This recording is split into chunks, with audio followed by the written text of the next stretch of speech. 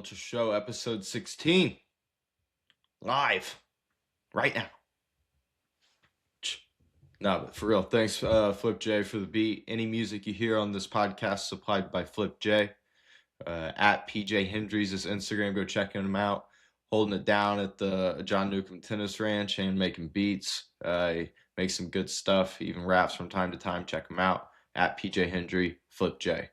Let's get started. Let's get into it. We got a big day ahead of us. Andrew Stutz is going to finish the podcast. He's on at the last segment, talking about the WTA semifinals that we had and the upcoming WTA finals at the Australian Open, the women's final at the Australian Open, between Sabalenka and Rybakina. So if you followed along his last episode, he got most of his predictions right, even some of the crazier ones. So yeah, that's a good listen. He knows his WTA stuff. So if you're interested in what happened in the Pegula Rybakina match or the Sabalenka match, she plays Vitalina. Yeah, he kind of gives a good rundown on those and talks about the upcoming final. But what happened this morning, we have to start with, because we're fresh off the ATP men's the semifinals, the Australian Open men's semifinals between, first it was Alcaraz and Zverev, then it was Djokovic and Sinner, and I don't think anyone really saw coming what happened, right? I mean, so what happened was,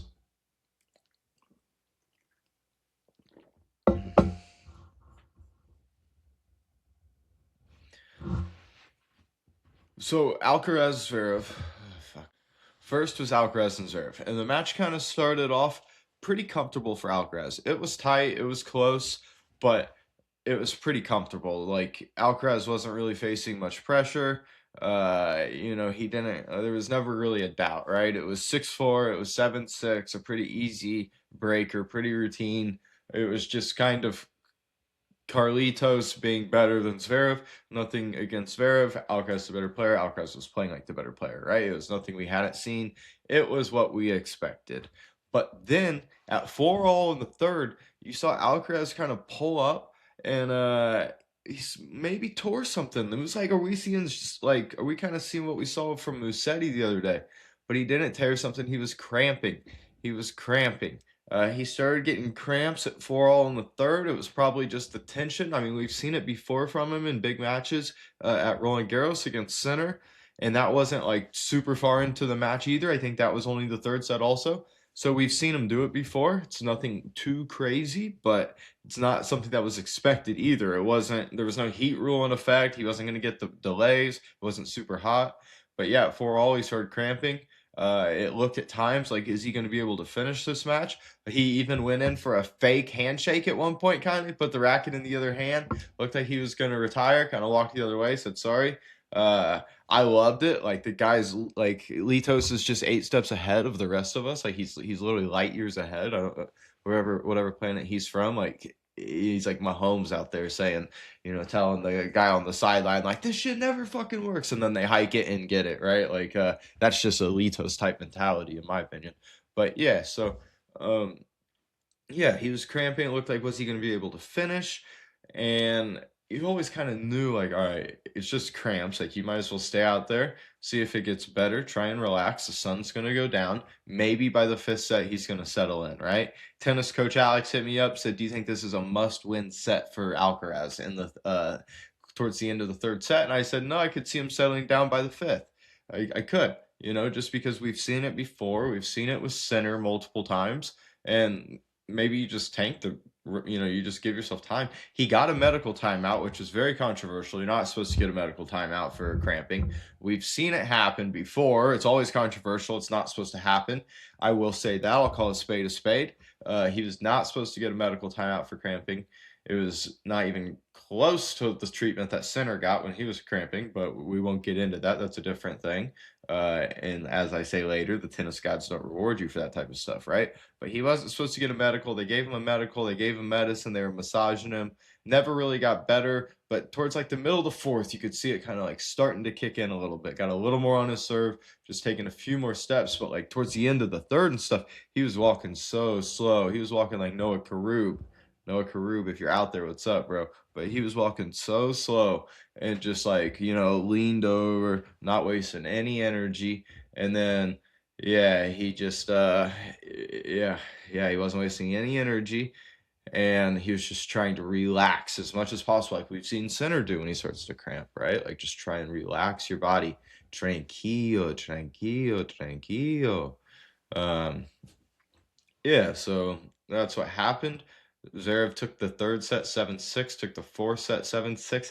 The interesting part was Alcaraz was bowling, and like Aaron Pierce, man, what's up? He texted me. He said Alcaraz is bowling Zverev on one leg. Like he's cramping and he's still bowling Zverev. It was actually unreal. He's just slapping winners, hitting winners. Like he didn't really face a ton of pressure ever in those sets on his serve. He was like holding pretty comfortably. In fact, he had love 30 a couple times, 5-6 in the third, love 30. Like could have maybe closed it out in the third. Like it was really interesting, kind of how that match was going. Obviously, Zverev did end up taking a break lead in the fifth set. This is when this podcast got to Steven, the show, all the work I've been doing in this thing, man, got to me. I fell asleep early in the fifth set. Alcaraz was down a break, but like I said, he started settling in again, and I rewatched it. I've seen the fifth set this morning, but Zverev is a chunker. I mean, he is. Let's keep it straight, right? Like he up 5-3, losing. That's not a surprise. At 5-3, like 30-15, he had a rundown drop shot, high forehand, and he overcooked it, right? Like, but let's be real here. From 5-4 to 5-6, Alcaraz hit like 5 winners out of the 8 points he won. And then 2 points were forced errors from Zverev. So Zverev had 1 unforced error in those 2 games. Like, I don't know, man. Alcaraz raised his level and just started hitting ridiculous backhand down line winners, forehand winners, drop shot winners. Like, what are you going to do? It's like when Ponwith and I were talking highlights with Alcaraz. Like, it's almost not fun because he's too good. Like, there's nothing like the other person really could have done different. Like, this guy is literally just hitting the best shots you could ever imagine. Like, I always think about what would happen if he played Raj. But I don't know if the match would actually be that unreal, because would they ever get a rhythm to like be able to pull these shots off, because they're both going for them all the time. I don't know. But yeah, I mean, he just raised his level. He starts hitting ridiculous winners like almost every single point from 5-4 to 5-6. I mean, yeah, he went and took it from him. And the thing was, the 1 point is there for sure once back is 5-6 deuce. 5-6 deuce. He has this pretty easy forehand, not short in the court, but like mid court, between the baseline and service line, no man's land, as they like to call it, and just overcooked it inside out, deep and wide. And that's the point where it was like, yikes, that's a bad miss. That was the first time that you kind of really ever saw that bad miss. Not the first time you saw a bad miss, but from 5-4 to then, it was like chunk, right? And in the wise words of Aaron Pierce, right? Like, oh, it's very chunked. It's not like he's not known for that. He said that whenever he said that when he was chunking the last time. But yeah, to my point is, this time, I think Alcaraz took it from him. Zverev was down 2 sets. He obviously did a really good job to come back and take it to 5. Alcaraz was cramping. Zverev maybe could have put it on him a little bit more, right? Like, not let Alcaraz finish the match. Like, try and take it from him more rather than like letting Alcaraz dictate the pace of play. But it's really easy to sit here on this chair in front of my Entenmann's Donuts, where you can get 26% off using the code Steven2026. Yeah. But so it's easy to say from here. It's pretty tough to do out there. But those were my thoughts.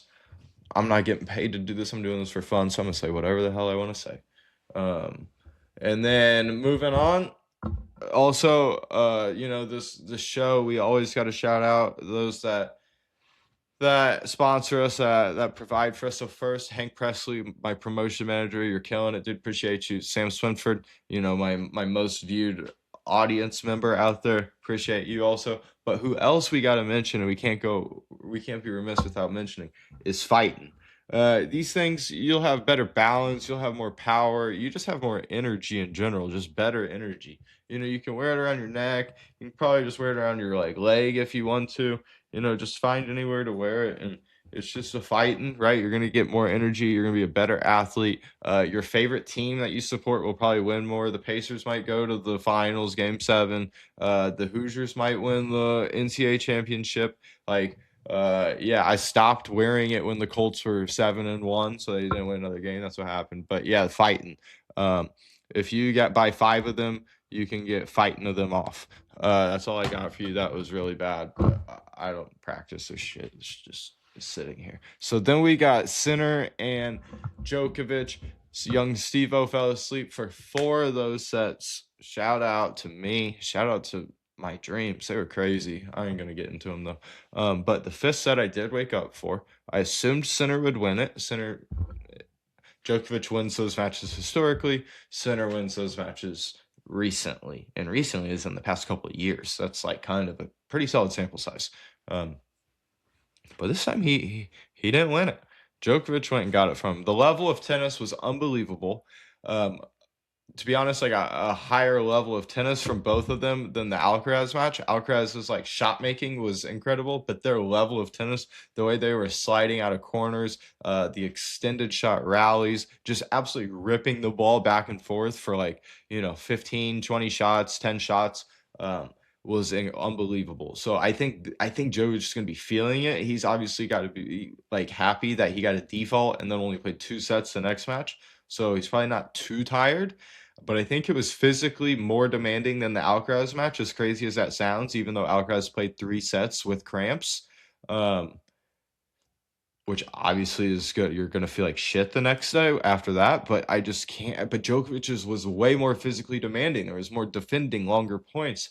Yeah, I just feel like that was not a higher, it was a higher level of combined tennis, a higher level of points. I don't know. I'm saying this in a terrible way, but you guys know what I mean. But anyways, so Sinner had love 40 on Djokovic's serve in the 5th set to break back. Surprisingly, didn't get it. My pops, who got tied for first in the Survivor League with Nolan Lisman, even called me up and was like, "How did he not get any of those breakpoint chances?" Not how did he not get them, but for Sinner, how did he not get them? You would expect Sinner to get them, right? And so yeah, you just would expect Sinner to have broken there. He didn't. He had kind of other chances, like the last game when Djokovic was serving it out, went to deuce, but no break points for Sinner. So he had small little chances, but no real looks. That one was his look. Shout out to the Indianapolis Indians. Grab your gear. Third eye on my hat. Like an Indians fan. Yeah. So pee on my head like a Pacers fan, or pee on my head like a Pacers hat. Third eye on my head like an Indians hat. Sorry, it's early, man. Spulture show in the morning, podcast show. It's Djokovic and Alcaraz in the final. Alcaraz is gonna win. I'm sure he's probably a decent favorite. He's not gonna cramp this time. He was gonna beat Sinner if he played Sinner in the final. This was his turn to win the Aussie. It's not a huge difference that Ferrero's not there. It is a difference. I actually kind of wondered, do you think Ferrero coached Zverev against Alcaraz? Do you think Zverev called up Ferrero because Ferrero used to coach Zverev? Just for any tips. But even if he did, it didn't work. Ferrero would have just told him, yeah, I hope he cramps. So I don't think he did that. But I don't think Djokovic will call him up either. I just think that it doesn't really matter. Alcaraz is so good. He could, my nephew and niece could coach him, and he'd be fine. Just sit in the box, say, come on, clap your hands, right? Go Alcaraz. That's all you got to do in the box. Anyways, I'm on a tangent here. Another thing that happened was the mixed doubles match. Kristina Mladenovic In the third set, tiebreaker hit her partner in the back with a serve. Not ideal, not what you want to see ever. Um, yeah, that was at like 2-1. They ended up also, then they came back, they went up 7-5. Mladenovic changes her grip in the air, so this is the best racket to ever exist. Also, Orange Onyx. We might make a top 10 racket list or something. This is Orange Onyx, best racket to ever exist. She changes her grip here. She like holds on to it and like changes here, and then serves. She takes it back, changes her thing, and then serves. Crazy shit ever. So yeah, so it didn't work. She hit her partner in the back, and then mixed doubles final. Pretty impressive stuff. Reminds me of like Alex Bertolini and I playing doubles in like the 10 and unders. Um, and they weren't even an I formation; they were just in regular formation. But anyways, yeah, hit her partner in the back. They're up 7-5. The Aussies, Olivia Gadecki and John Pierce, come back for the 10-7 win. Might have been 10-8, I don't remember. But yeah, they won in the breaker. They're the defending champs. Gotta talk mixed dubs. You know, they came back, they won. Tonight, men's doubles final, 10:30 Eastern time. Christian Harrison representing the John Newcomb Tennis Ranch. He's playing with Neil Skupski, you know, two prestige users. You gotta love it, right, Ponwith? What else do we got going on? They're playing. I don't know who they're playing. I mean, I do. I just can't think of it, and I'm not checking. I was going to. San Diego Challenger, Unreal Challenger. That's going on. EuroLeague action. Monaco's in action today. Don't really. I'm tired. I'm going to the IUPI tennis match. Those guys were kind of kicking my ass yesterday at practice. If you guys are watching the pod, what's up? Let's go. Let's beat North Dakota today. Come on. Uh, let's go. Let's beat them. They haven't lost yet this year. Let's take them down. Let's use that competitive edge. You know, if you guys beat me in practice yesterday, you can beat North Dakota, right? That's an easy one. The Orange Onyx is crazy. Uh, yeah, it's pretty sick, man. It's sick when you have a list of things to cover, just remind you top events, and you cover them all without even looking. It's a sick feeling. If only I could remember who Christian Harrison and Neil Skupski were playing in this final, but I cannot look. Um, yeah, I didn't watch one bit of other sports last night. If anyone wants to tell me what happened in basketball, that'd be sick. Um, yeah, is IU finding their form? I don't know. All right, I'm gonna stop blabbering. You guys came here to talk to Stutz. I forgot I got a Stutz interview on the back end of this. WTA specialist, WTA professor, Andrew Stutz in the building. Come on, let's get to it. Yeah, right now. Andrew Stutz is back today. Got our WTA specialist back with us again. And for anyone that's out there doubting him, thinking maybe he's not a WTA specialist, just go back and rewatch our last podcast. This guy got almost the whole draw right. He had to remind me, like, except for Bencic, right? But he got Jovic beating Paolini, which probably nobody else had. You had Mboko getting to the round of 16, I think it was, and playing Sabalenka. You had Sabalenka uh, rolling to the final. So yeah, this guy is our WTA specialist. Nobody doubt it. Welcome back, Man, Andrew Stutz. yeah, thank you. Yeah, all three of those doubters out there. I mean, they're just eating crow right now. We got 5 viewers now. We're up Let's one viewer, so we go. could have another Let's doubter. You never hopefully none know. of them are doubters. Yeah. All right. Well, since you've called the rest of the draw pretty spot on, let's take a little look back. What about the semis? Did you watch those at all? I did. Yeah, I mean, going back to these predictions, I'm not going to act like I saw something that nobody else would see. I mean, Sabalenka and Rybakina played in the finals of the WTA championships to end last year. So I think a lot of people thought that they were going to start this year well. And surprise, surprise, they're doing well on their favorite hard courts. Um, First match, Sabalenka, Svitolina. Uh, Always interesting when those two play just because of the political aspect to it. Like, you're never going to get a handshake out of them. They've both been pretty outspoken about that. Um, The picture at the beginning with her and the girl, and Svitolina's doing like shadow strokes. Picture, and then I go back and watch because it does seem that Sabalenka mouthed "F you" at the end of the match. Don't know who that was directed to, but I do recommend that you go back and watch the end of the match, All right. and check that out. The match itself, I thought, um, could have been tricky for Sabalenka. Svitolina's the type of player that really balances her offense and defense well. She moves really well. She has the ability to inject pace when she wants. The problem was she just did not have the chance to do so. Like Sabalenka's been doing the whole tournament, she just takes the ball out of her opponent's hands.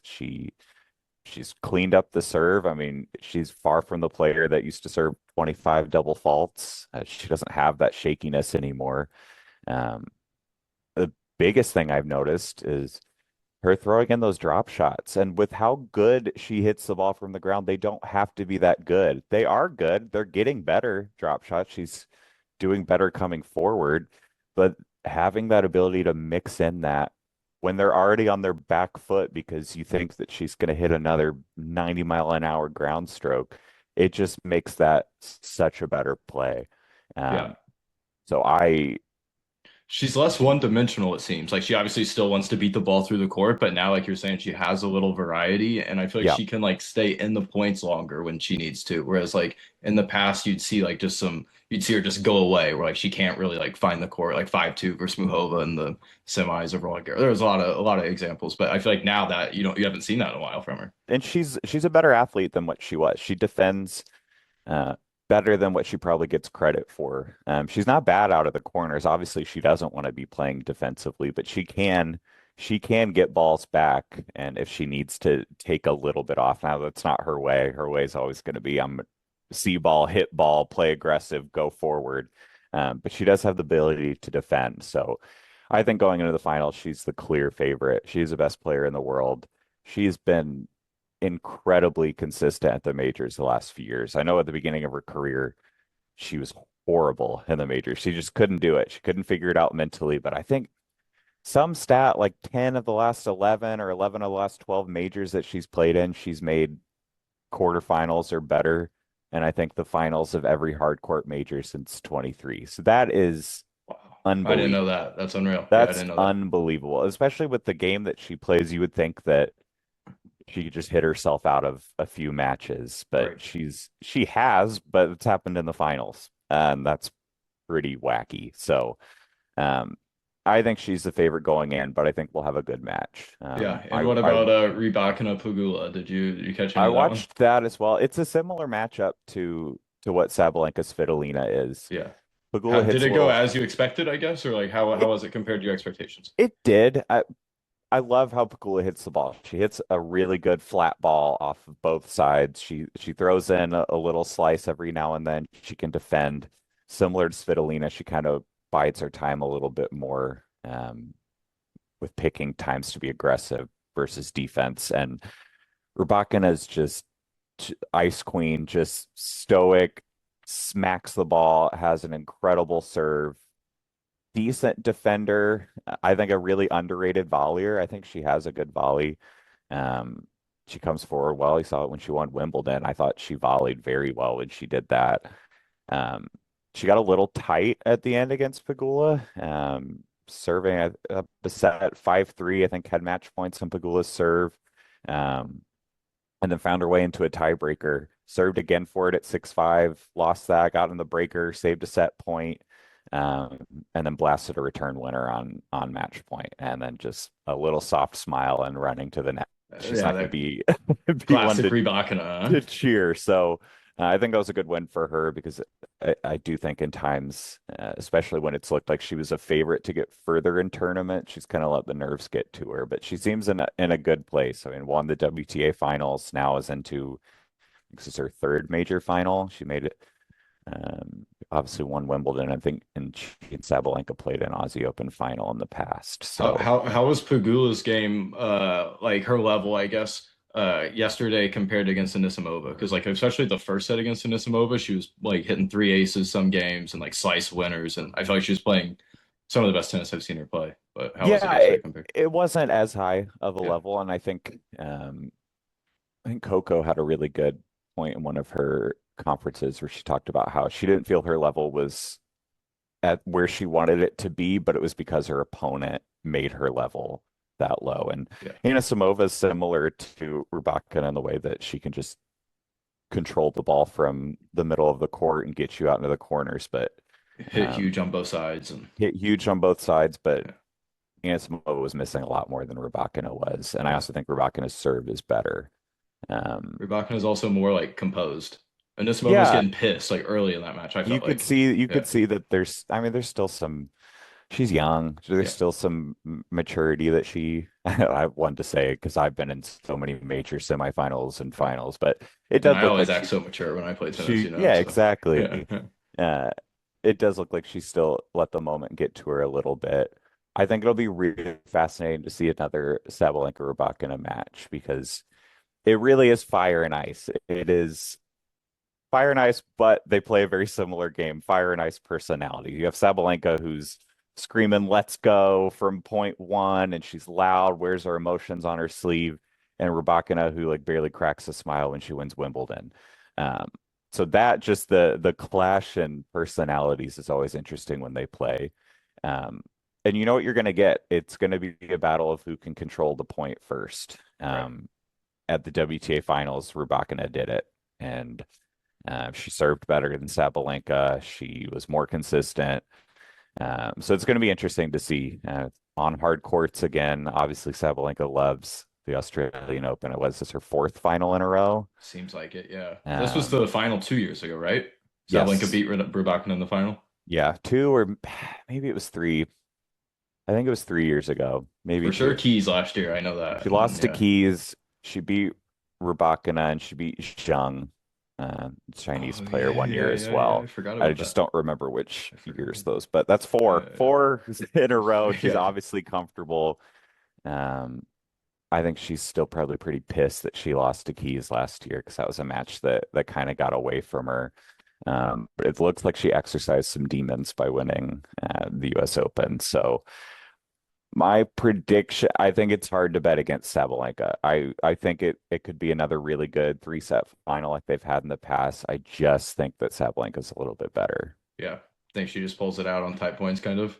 I think so. But who Yeah. knows? I mean, we've seen sometimes the finals get to her. I mean, against Keys, I think took it from her at the Australian Open last year, and Which Coco just Rybakina has the potential to do. has the ability to do, and then Coco just didn't go away at the Right. French. She just buckled down and let Sabalenka kind of implode. So um, it'll be interesting. And then at the U.S. Open, Sabalenka was able to get through it against Anisimova and the U.S. crowd. So I think that is a big turning point. I think she'll do it again. But I think it's good for tennis to have such a solid number one right now because I think we've been missing when we had Serena and Yeah. Serena was the definitive number one and you knew she was going to get far in every tournament and I think it's good for women's tennis to have that solid number one and then the competition to join her there. Yeah. It seemed like Sabalenka kind of like beat some demons almost also when she won her first slam. Like since then, I feel Yeah. like until then it was like when's she gonna do it? Is she gonna do it? And then I feel like since then she's like there hasn't really been a question on like her level or her play. She's just like you said, getting to the quarters, semis of every tournament. So Yeah, she's the best player in the world. yeah. And some people can beat her on a given day, but her base level is better Yeah. than the rest of the women right now. All right. I know you're a WTA specialist, but how do you see the ATP finals going? What do you think happens? Or not the You ATP know, finals, but the finals of the ATP. You know what I'm saying? shockingly, I'm going to say that it's going to be an Alcaraz center I know, final. but the winner of that match. I'm one day. I'm already on the next one. I don't know. It's got to be Alcaraz this year, right? I mean, he's got to do it, right? Or I you would think? I don't know. They're very interesting too. It's like the Alcaraz is the shot maker, just crazy athleticism, roaring up the crowd and centers like a tennis robot Yeah, that is just incredible. Not to say that he's not a shot maker, but you don't think of him in that way like you do for an Alcaraz. So I don't know. I'm sure it'll be 5 sets, something ridiculous. My gut is saying Alcaraz just with Sinner's kind of body messing with him early on, and who yeah. knows what. how it's going to be and what shape he'll be in and what the temperature is going to be. I think Alcaraz has played better than Sinner so far in the tournament, but Yeah. There's I'm no way sure. the tennis gods can reward Sinner for that also. I feel like I after the don't roof know. closed and he was cramping and everything to then go win the tournament would be I don't crazy, know. The but tennis gods have messed with me before, that's and true. I, It's like my whole life watching they, Roger lose to Djokovic in yeah, Nadal. there's been Yeah. a lot of it. They almost always seem to revolve around Roger. Yeah. A lot of just thought Yeah. he had that one. A Thought lot he of had a match few points more lost. majors. Yeah, Yeah. we don't need to talk about that Yeah. anymore. He I'm won not his fair over share it. too, but yeah. Yeah. Yeah. Forget about the wins, just remember the bad ones. Just just remember the losses. That's been Yeah. my philosophy my Right. whole life. That's a good tennis player's philosophy. Yeah, yeah. Forget the good ones, remember the bad. All right. Well, I know you got to go play paddle, so thanks for coming on. Thanks for the time. That's all I got for you today. We them boys.